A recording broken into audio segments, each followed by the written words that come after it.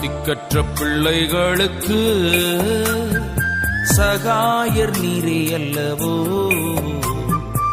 எக்காலம் துணை அவர்க்கு நிற்பவரும் நீரே அல்லவோ. தனிமையான எனக்கு சகாயர் நீரே அல்லவோ, ஆதரவற்ற எனக்கு பக்கபலம் நீரே அல்லவோ.